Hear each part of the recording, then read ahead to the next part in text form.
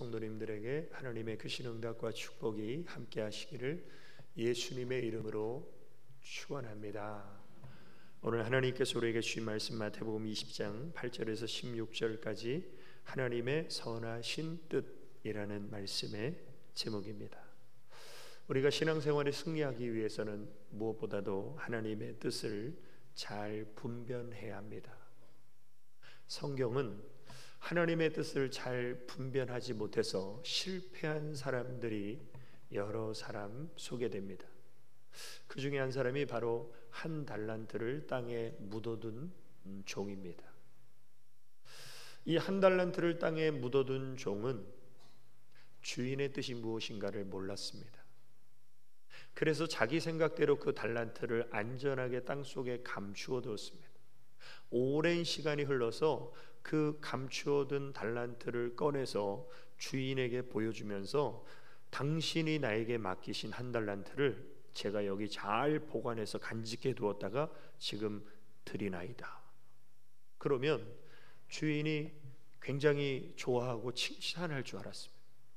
그런데 주인의 안색이 변하면서 이 악하고 게으른 종을 바깥 어두운 데로 내어 쫓아서 슬피 울며 이를 갈미 있게 하라. 그때서야 아마 이 한 달란트 받은 종은 슬피 울며 이를 갈면서 내가 왜 그랬을까? 아마 후회하는 어리석은 인생의 어떤 대표적인 사람이죠. 자, 그래서 우리는 하나님의 뜻을 바로 알아야 신앙생활에 승리할 수 있는데, 하나님의 뜻을 바로 알기 위해서는 내 심령을 새롭게 하시는 성령님의 인도하심과 기름 부으심이 반드시 있어야 된다. 그래서 로마서 12장 2절에 오직 성령 하나님을 통해 마음을 새롭게 함으로 변화를 받아 하나님의 선하시고 기뻐하시고 온전하신 뜻이 무엇인지 분별하도록 하라. 그런데 그 하나님의 뜻의 첫 번째가 뭡니까? 이 세대를 본받지 말라는 거예요. 이 세상 풍조를 따라가지 말라는 거예요. 마치 연어가 물을 역류해서 올라가는 것처럼 우리는 이 세상 따라가는 건 너무나 자연스럽고 쉽습니다.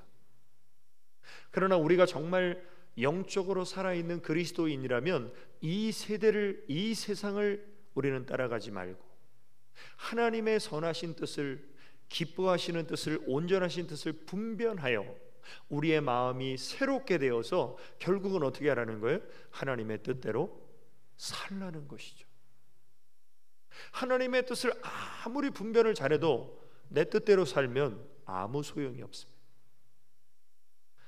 그래서 디모데후서 2장 15절에 보면 내가 진리의 말씀을 옳게 분별하여 부끄러울 것이 없는 일꾼으로 인정된 자로 자신을 하나님 앞에 거룩한 산 제물로 드리기를 힘쓰라.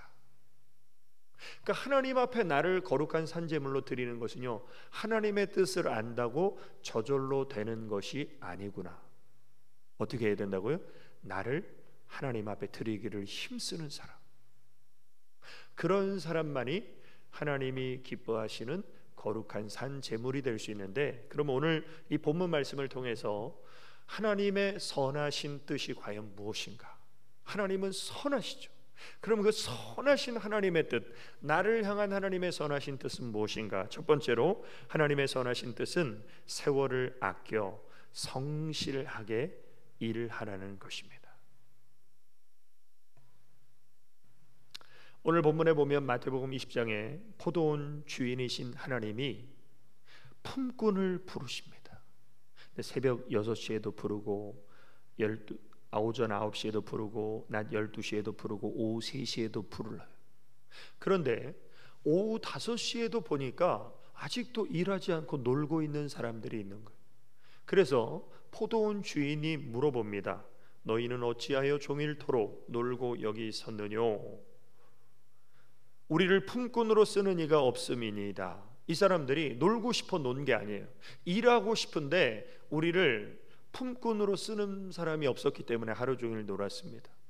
그때 너희도 포도원에 들어가라. 포도원에 들어가라는 것은 포도원에 들어가서 포도 따먹으라는 게 아니죠. 일하라는 것이죠. 다시 말하면 하나님은 우리가 허송세월 보내는 것을 원하시지 않습니다. 그래서 에베소 5장에 보면 세월을 아끼라. 때가 악하니라.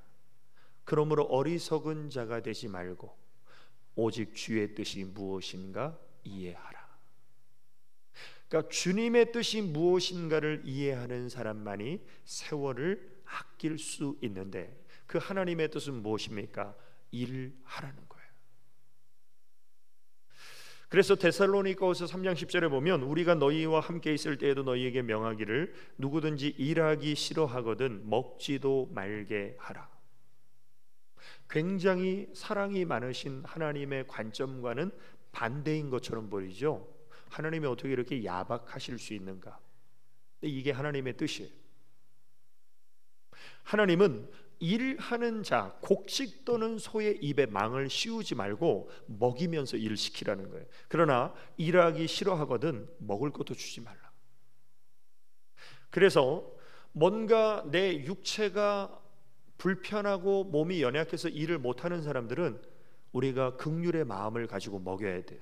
그런데 사지 육신이 멀쩡한데 생각이 게을러서 일하는 사람은요, 성경 말씀에 근거하면 먹을 거 주지 말아야 돼요. 가서 일해서 돈 벌어서 먹으라고 해야 돼요. 그래서 하나님은 게으른 것을 악하다고 보시는 분이에요. 잠언 20장 4절에도 보면 게으른 자는 가을에 밭 갈지 아니하나니 그러므로 거둘 때에는 구걸할지라도 얻지 못하리라. 그러니까 게을러서 일 안 하는 사람은요, 구걸해도 먹을 거 주지 말라는 거예요. 그러면 왜 이렇게 하나님은 게으름을 악하게 보십니까? 그것은 바로 하나님이 성실하게 일하시는 분이시기 때문이에요. 우리는 쉬면서 일해야 되죠. 근데 하나님은 쉬지도 않으시고 주무시지도 아니하시고 우리를 밤낮 불꽃 같은 눈동자로 감찰하시는 하나님, 그 하나님이 일하시기 때문에 우리에게 일하라고 명하시는 것입니다. 그래서 제가 자주 말씀드리지만 성경적인 축복은 어느 날 복권 당첨해서 갑자기 부자가 되는, 대박나는 이런 것이 성경적인 축복이 아니라 그건 요행이고 운이고, 성경적인 축복이 뭐라고 그랬습니까? 시편 128편 2절에 내가 내 손이 수고한 대로 먹을 것이라 내가 복되고 형통하리로다. 이게 성경적인 축복이고 성공이라는 거예요. 내가 수고한 만큼을 거두는 것. 그래서 성경에 하나님 앞에 복받은 인물들의 공통점이 있습니다. 뭐냐면요, 성실했다는 거예요. 그냥 방구석에 누워서 언제 저 사과가 떨어질까 입 벌리고 있던 이런 사람들이 복받았던 것이 아니라 열심히 일하는 사람들이 복받았어요. 누굽니까? 바로 이삭이에요. 이삭은 사실 부자 아버지를 뒀죠. 부잣집 아들이죠. 그것도 독자죠. 어떻게 보면 일하지 않고도 평생 먹고 살 수 있는 사람이었습니다. 그런데 이삭은 농사 짓고 일했어요. 그래서 창세기 26장 12절에 보면 이삭이 그 땅에서 농사하여 그 해에 100배나 얻었고 여호와께서 복을 주심으로 마침내 거부가 되었다.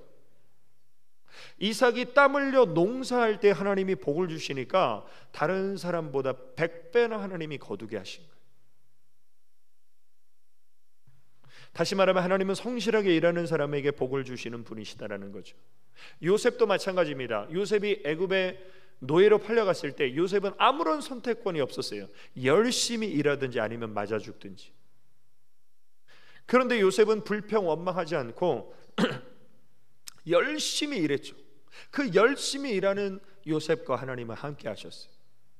그래서 창세기 39장 2절에 보면 여호와께서 요셉과 함께 하심으로 그가 형통한 자가 되었다.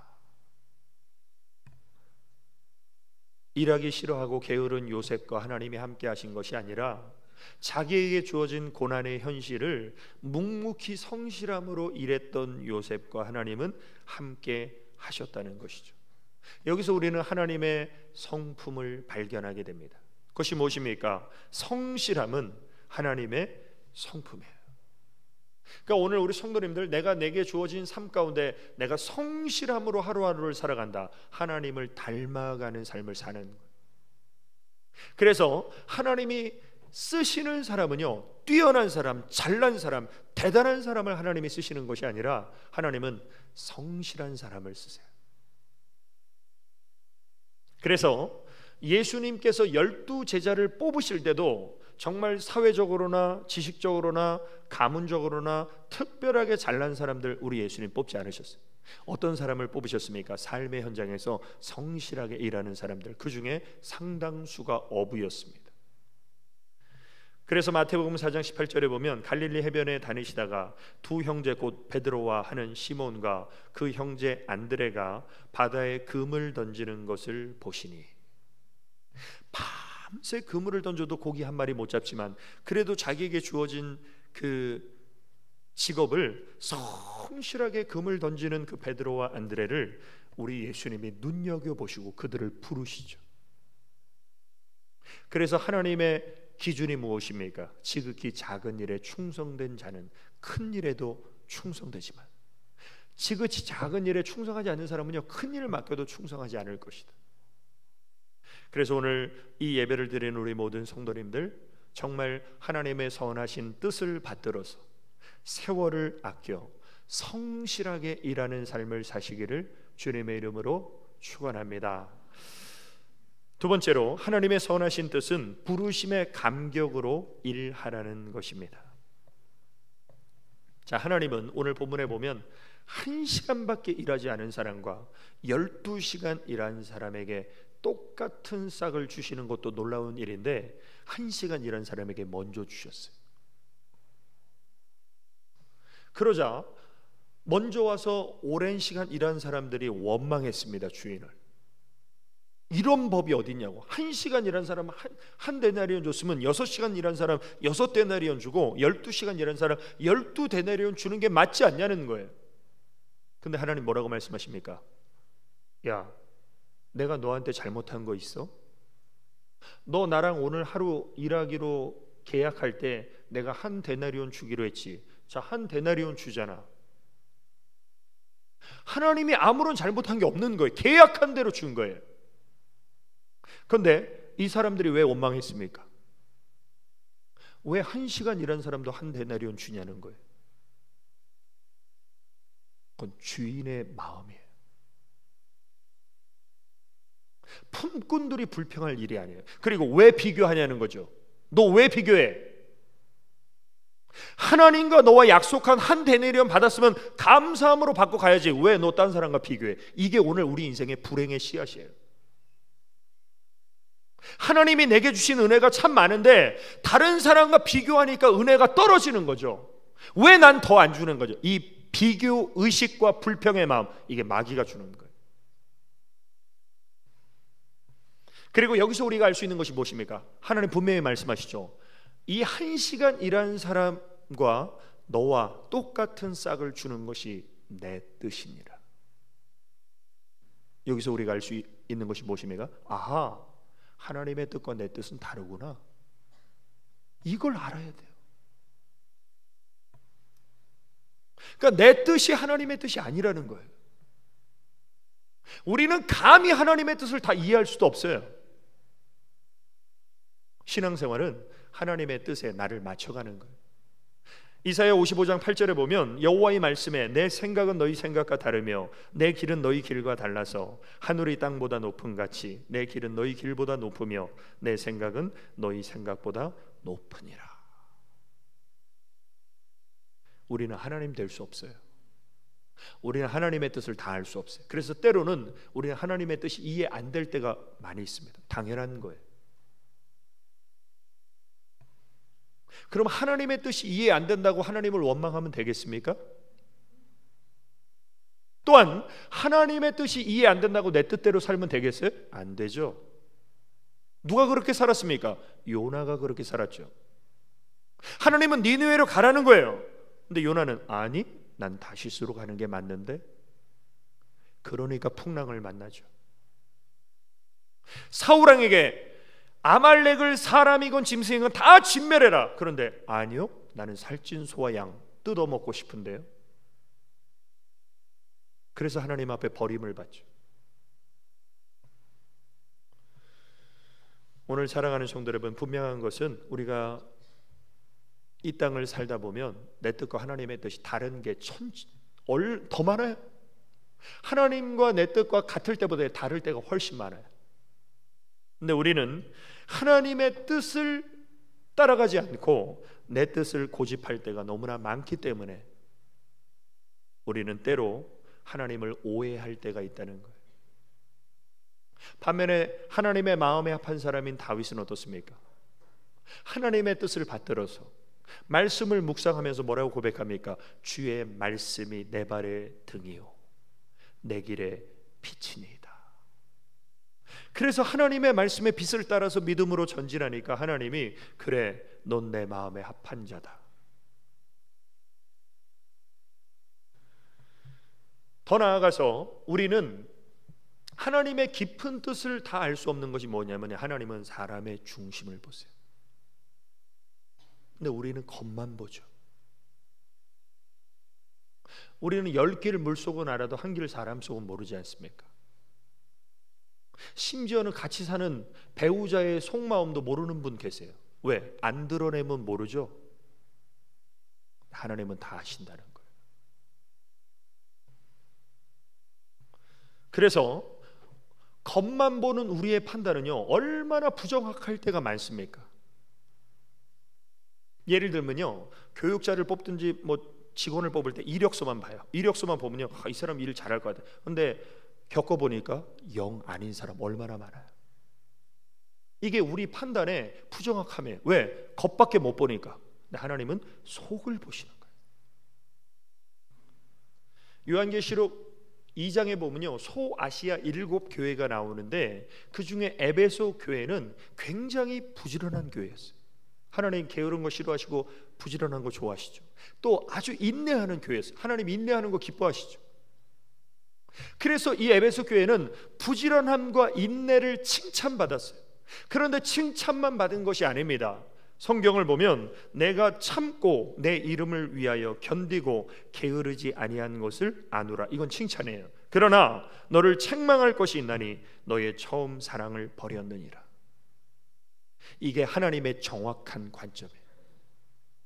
우리는 어떻습니까? 저 집사님 정말 교회 부지런히 봉사하고 참 어려운 일을 당해도 아주 인내하면서 믿음으로 잘 견디시네. 그럼 우리는 저 집사님 하나님 되게 사랑하시나 보다. 이게 우리의 관점이에요. 그런데 하나님의 관점은 어떻습니까? 하나님을 향한 사랑이 없는데도 부지런히 충성할 수 있다는 거예요. 습관적으로. 하나님을 향한 사랑이 다 식어버렸는데도 인내할 수 있다는 거예요. 근데 우리는 사랑이 식지 않은 상태에서 부지런하고 인내한 사람인지, 사랑이 식었는데도 불구하고 부지런하고 인내하는 사람인지 우린 모르는 거죠. 문제가 하나님만 아시는 거죠. 그럼 하나님이 에베소 교회를 책망하신 이유가 무엇입니까? 처음 사랑을 잃어버리지 말라는 거예요. 그게 무엇입니까? 바로 부르심의 감격이에요. 왜 오후 5시에 부름받아서 1시간 일하는 사람에게 더 싹을 먼저 주셨는가? 똑같이 주셨는가? 바로 그거 한 가지예요. 나를 불러주신 하나님의 은혜에 대한 감격. 이 감격을 가지고 1시간 일한 사람이 이 감격이 없이 12시간 일한 사람보다 더 낫다는 것이 하나님의 뜻이에요. 그래서 하나님은 우리의 중심을 보신다는 거죠. 다윗이 어린 목동이에요. 아버지나 형들이 인정 안 했어요. 그런데 하나님은 그 다윗을 인정하시죠. 왜? 그 중심을 보시니까. 그래서 하나님이 사무엘에게도 말씀하시죠. 너 엘리압의 용모와 신장을 보지 말라. 나는 그를 이미 버렸노라. 그런데 어린 목동인 다윗이 오니까 하나님이 바로 얘다. 이 사람이 내 마음에 합한 사람이다. 또 소아시아 7교회 중에 부자 교회인 라오디게아 교회가 있었습니다. 라오디게아 교회 사람들은요, 교회도 부자고 성도도 부자예요. 그러니까 이 사람들은 어떻습니까? 우리는 부유해, 모든 것이 넘쳐, 모든 것이 우리는 부족한 게 없어, 만족해, 막 이렇게 아주 자랑하고, 또 다른 교회 사람들이 굉장히 부러워하는 교회였어요. 그런데 하나님이 이 교회를 책망하실 때 뭐라고 하신 줄 아십니까? 나는 부자라 부요하여 부족한 것이 없다 하나 내 곤고한 것과 가련한 것과 가난한 것과 눈먼 것과 벌거벗은 것을 알지 못하도다. 겉은 화려하고 멋있는데요, 속은 속빈 강정 같다는 것. 어떻게 보면 이게 오늘날 부자들의 현실일 수 있어요. 우리는 막 좋은 차 타고 다니고 막 고급 아파트에 살고 막 이렇게 연봉 많이 받으면 우리는 무조건 부러워하잖아요. 저 사람 인생 얼마나 행복할까, 얼마나 멋지고 럭셔리할까. 그런데 그 사람 내면을 들여다보면 우울증에 걸려있고 불면증에 시달리고 삶의 공허함에 시달려서 마약에 손대고, 이런 부자들이 얼마나 많아요. 하나님 없는 부자들은 대부분 다 그럴 겁니다. 근데 우리는 겉만 보고 이야 멋지게 사는구나 저 사람, 이게 우리의 착각이라는 거예요. 그래서 우리 신앙은 어떤 신앙이 돼야 됩니까? 저 집사님이 저 권사님이 나를 어떻게 볼까, 이게 중요한 게 아니에요. 중심을 보시는 하나님이 나를 어떻게 볼까? 중심을 보시는 하나님 앞에 나는 인정받을 수 있는 믿음인가? 우리는 이것을 매일 고민하지 않으면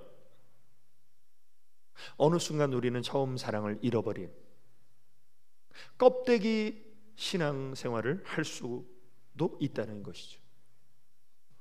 그래서 하나님을 경외하는 사람은 언제나 중심을 보시는 하나님을 두려워하는 마음을 가져야 됩니다. 그래서 골로새 3장 22절에 보면 종들아 모든 일에 사람을 기쁘게 하는 자와 같이 눈가림만 하지 말고. 하나님 없는 인생은요, 사람 눈가림만 하는 거예요. 그러나 하나님을 인정하는 사람은요, 오직 주를 두려워하여 사람이 보든지 안 보든지 성실한 마음으로 일하는 사람, 바로 이런 사람이 하나님의 선하신 뜻을 아는 사람이에요. 하나님은 우리가 얼마나 능력이 있는가 없는가를 너무나 잘 아십니다. 내가 얼마나 부족한가를 하나님은 너무나 잘 아시죠.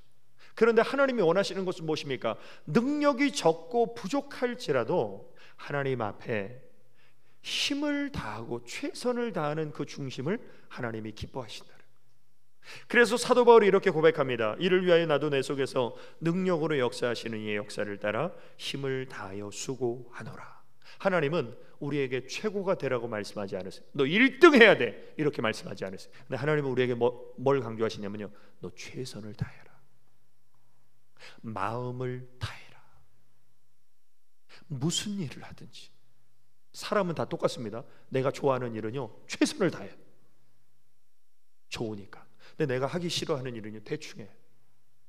근데 하나님의 뜻은 뭐예요? 무슨 일을 하든지 마음을 다하라는 거예요. 그런 교회가 바로 빌라델비아 교회입니다. 빌라델비아 교회는 라오디게아 교회에 비하면 아주 조그만 가난한 교회. 그런데 이 교회는 칭찬만 받았습니다. 그 이유가 뭐냐면 내가 내 행위를 아노니 내가 적은 능력을 가지고도 내 말을 지키며 내 이름을 배반치 아니하였도다. 막 능력이 대단해야 하나님 말씀대로 사는 게 아니에요. 적은 능력을 가졌어도 주님의 부르심의 은혜에 대한 감격을 가지고 사랑이 식지 않으면 믿음을 지키고 하나님 말씀을 지키는 삶을 산다는 것이죠. 오늘 사랑하는 성도 여러분, 나보다 나를 더 잘 아시는 하나님 앞에, 중심을 보시는 하나님 앞에 처음 사랑의 감격을 회복하여 우리 하나님 앞에 정말 마음을 다하고 힘을 다하고 내 최선을 다해서 하나님 섬기시기를 주님의 이름으로 축원합니다. 결론입니다. 하나님의 선하신 뜻은 복 주시기 위해서 일하라는 것입니다. 자, 포도원 주인이 왜 새벽부터 아침, 낮, 오후 5시까지 계속해서 품꾼을 부르셨을까요? 그건 포도원에 일할 거에 너무 많은데 품꾼이 부족해서 포도원 주인이신 하나님이 그렇게 하신가? 아니라는 거예요. 포도원 주인이신 하나님은 일꾼이 부족해서 오후 5시까지 품꾼을 부르신 것이 아니라 품꾼을 일시켜서 그 품꾼을 복주시기 위해서 하나님은 품꾼을 부르신 거예요. 이걸 알 수 있는 것이 무엇입니까? 하나님은 전능하신 분이에요. 자, 전능하신 하나님께서 일손이 부족하다고 일을 못하시는 분입니까? 천만에요. 마태복음 3장 9절에 보면 속으로 아브라함이 우리 조상이라고 생각지 말라. 내가 너희에게 이르노니 하나님이 능히 이 돌들로도 아브라함의 자손이 되게 하시려. 하나님 전능하신 분이시기 때문에 이 돌들로도 아브라함의 자손 만들어서 일시킬 수 있는 분이세요. 그러니까 하나님이 아쉬워서 품꾼을 부르신 게 아니라는 거예요. 더 나아가서 하나님 앞에는요, 수많은 천군 천사가 명령만 내리십시오. 하나님, 저희가 하겠습니다. 이런 천군 천사가요, 수없이 많죠. 마태복음 26장 53절에 너는 내가 아버지께 구하여 지금 12영 더 되는 천사를 보내시게 할 수 없는 줄로 아느냐. 여기서 12영은요 12마리의 천사가 아니라 이 한 영이라는 것은요 로마의 일개 군단을 말하는 거예요. 로마의 일개 군단의 보병이 6,100명이에요 12군단이나 되는 천사가 있다는 거예요.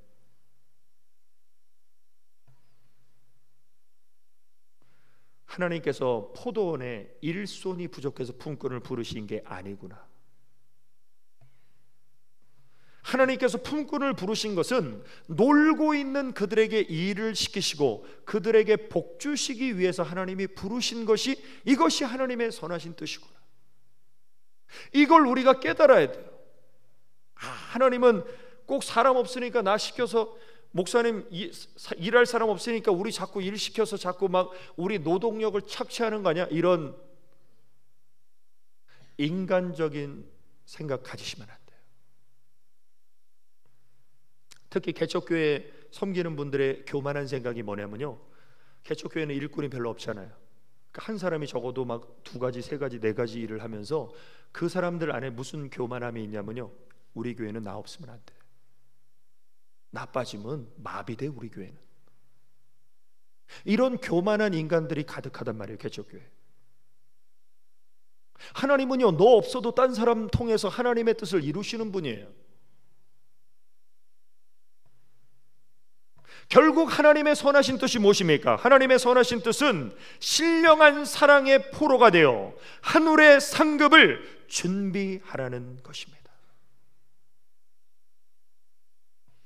예전에 제가 청년부 부교육자 때 청년부 담당할 때 어떤 청년이 그런 질문을 했어요. 아니 목사님, 우리가 영원히 죽을 수밖에 없는 죄인인데 예수님의 보혈에 피공로 힘입어서 내가 구원받고 하나님의 나라 영원한 천국에 가게 되는 것만 해도 얼마나 큰 은혜와 복입니까? 근데 뭐하러 그렇게 교회에서 열심히 충성해서 뭐 상급 그런 거 뭘 그렇게 받으려고 열심히 헌신해야 됩니까?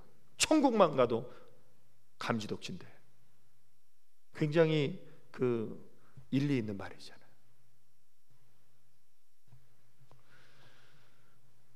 근데 거기에는 굉장히 큰 오류가 있어요. 물론 우리가 천국만 가서 영생의 복만 받는 것도요 정말 일평생 우리 하나님 앞에 감사 찬송을 올려드려야 돼요. 그런데 하나님이 우리를 구원하셔서 하나님은 우리를 어떻게 하십니까?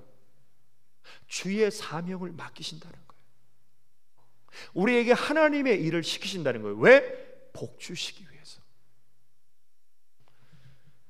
우리는 하나님 앞에 갚을 수 없는 사랑의 빚을 진 빚쟁이들이에요. 그래서 로마서 13장 8절에 보면 피차 사랑의 빚 외에는 아무에게든지 아무 빚도 지지 말라.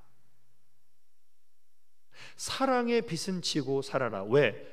갚을 수 없기 때문에. 우리는 갚을 수 없는 사랑의 빚을 진 사람이에요. 그 사랑의 빚을 갚을 수 없기 때문에 나는 배째라, 세상 표현으로 난 못 갚는다, 이게 아니라 갚을 수 없는 사랑의 빚을 내가 진 자로서 그 하나님의 사랑과 은혜에 어떻게 해야 돼요? 감사하며 감격하며 살라는 거예요. 그래서 하나님이 내게 맡겨주신 사명을 내가 포도원의 품꾼으로서 일할 때 우리 안에 어떤 마음이 있어야 되냐면, 나 같은 것을 부르셔서 사용하시는 하나님의 은혜, 감사합니다. 그렇게 살았던 사람이 바로 사도 바울이죠. 사도 바울이 이렇게 고백합니다. 내게 주신 그의 은혜가 헛되지 아니하여 내가 모든 사도보다 더 많이 수고하였으나 내가 아니요 오직 나와 함께 하신 하나님의 은혜로라. 내가 정말 수고 많이 했고 인내 많이 했고 봉사 많이 했고 충성 많이 했는데 뒤돌아보니까 이게 나와 함께 하신, 내 안에서 능력으로 역사하신 하나님의 은혜였습니다. 하나님은 이걸 원하시는 거예요. 우리 교회에서 나보다 일 많이 한 사람이 있어, 이걸 원하시는 것이 아니라 내가 한 것이 아니라 나와 함께 하신 하나님의 은혜였습니다. 이 사람이 바로 오후 5시에 부름받은 품꾼과 똑같은 마음을 가지고 일한 거죠. 더 나아가서 사도 바울이 뭐라고 말합니까? 형제들아, 견고하며 흔들리지 말며 항상 주의 일에 더욱 힘쓰는 자들이 되라. 부르심에 감격이 있는 사람은요, 야, 내가 이제 뭐 할 만큼 했지, 뭐 나만큼 많이 일한 사람이 있어, 이게 아니라 주의 일에 더욱 항상 힘쓴 삶을 산다는 겁니다. 왜? 이는 너희 수고가 주 안에서 헛되지 않은 줄을 알미니라. 하나님은 일한 대로 갚아주시는 분. 아까 말씀드렸던 청년처럼, 근데 천국만 가도 감지덕지인데 뭘 그렇게 상급까지 욕심내고 일합니까? 이게 하나님의 뜻이 아니라는 거예요. 자기 생각이지. 하나님의 뜻이 무엇입니까? 너 천국만 가게 돼도 감지덕지니까 그냥 아무 일 하지 말고 천국 오는 날까지 그냥 푹 쉬고 있어라, 이게 아니라 하나님의 뜻은 뭐예요? 내가 죽도록 충성하라. 그리하면 내가 생명의 면류관을 내게 주리라. 죽을 네 영혼 살려줬으니까 너는 하나님 앞에 서는 그날까지 죽도록 충성하라는 거예요. 왜? 내가 너 구원해줬으니까 내가 너 부려먹고 이제 써먹어야 되겠다, 이게 아니라 생명의 면류관을 너에게 줄 거야. 나는 일한 대로 갚아줘. 나는 심은 대로 거두게 하는 분이야. 오늘 사랑하는 성도 여러분, 하나님의 선하신 뜻이 무엇인가 마음에 새기고, 그래, 나에게 주어진 인생의 시간, 세월을 아껴 성실하게 일하리라. 처음 사랑의 감격을 잃어버리지 않고 부르심의 감격을 가지고 일하리라.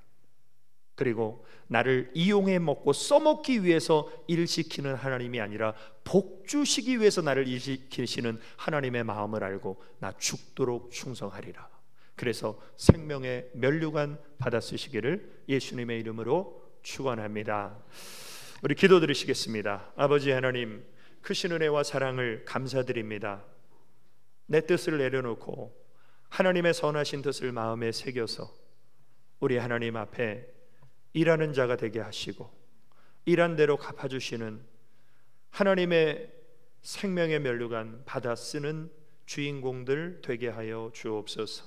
예수님의 이름으로 기도 올리옵나이다. 아멘.